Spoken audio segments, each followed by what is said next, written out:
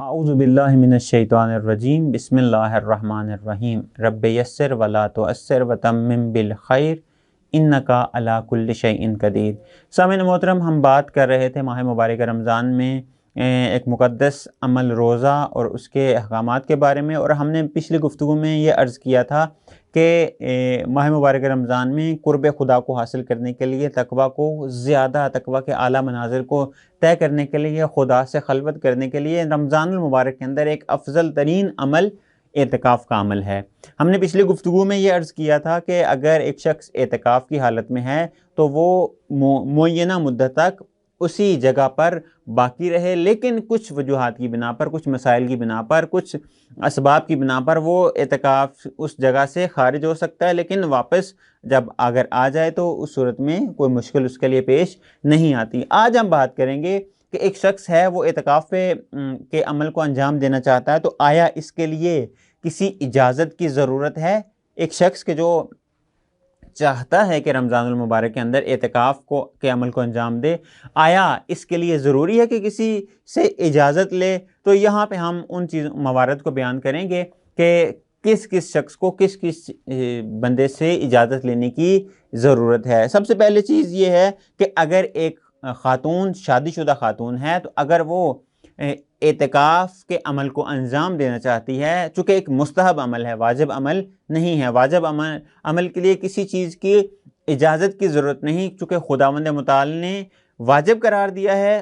खुदावंद मुताल ने आपसे इम्तिसाल अम्र को चाहा है, यानी कि इस अमल को अंजाम देना है, वाजिब है। मसलन नमाज, इसके लिए खातून को किसी अपने शोहर से इजाज़त लेने की ज़रूरत नहीं, चूँकि इसके ऊपर वाजिब है, इसने अंजाम देना है। लेकिन अगर एतिकाफ़ के अमल को अंजाम देना है तो इस सूरत में एक बीवी को अपने शोहर से इजाज़त लेना ज़रूरी है। एक बच्चा है, वो एतिकाफ़ का अमल अंजाम देना चाह रहा है, उसके ऊपर तमाम अहकामात वाजिब हैं, लेकिन वो एतिकाफ़ के अमल को अंजाम देना चाह रहा है, तो सबसे पहले अपने वालिदैन से इजाज़त ले।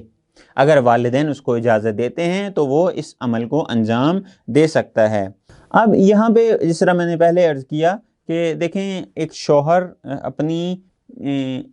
बीवी को जब तक इजाज़त नहीं देगा तो तब तक वो इस अमल को अंजाम नहीं दे सकती। लेकिन एक दफ़ा ये है कि बीवी को मालूम है कि शौहर राज़ी है और शौहर के लिए मुश्किल नहीं है, तो वो इस अमल को अंजाम दे सकती है। लेकिन अगर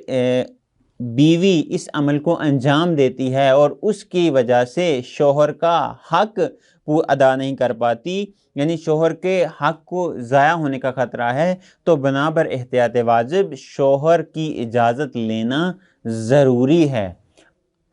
एक दूसरा ये कि अगर एक बेटा, एक फ़र्जंद, वो एतिकाफ़ की हालत में आता है और एतिकाफ़ की हालत में आने के बाद उसको मालूम कि वालिदैन मुझे कुछ नहीं कहेंगे, लेकिन वो वालिदैन के लिए सबब और अज़ियत का अगर सबब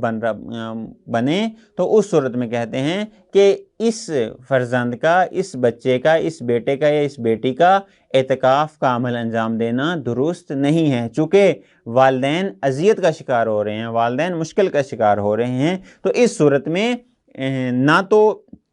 वो बीवी के जो एतिकाफ़ की हालत में है और उस सूरत में उसके शौहर का हक ज़ाया हो रहा है, हक ज़ौजियत ज़ाया हो रहा है, या दूसरे हुकूक ज़ाया हो रहे हैं या ख़तरे में हैं, तो इस सूरत में शौहर की इजाज़त की ज़रूरत है। अगर फ़र्जंद वालिदैन की इजाज़त के बग़ैर इस नीयत के साथ कि वालिदैन राज़ी होंगे वो एतिकाफ़ की हालत में आता है, और उससे अगर वालिदैन अज़ियत का शिकार होते हैं, किसी मुश्किल का शिकार होते हैं, तो इस सूरत में ये अमल दुरुस्त नहीं है। सबसे पहले उसको क्या करना पड़ेगा? इजाज़त लेनी पड़ेगी, उसके बाद इस अमल को अंजाम देना पड़ेगा।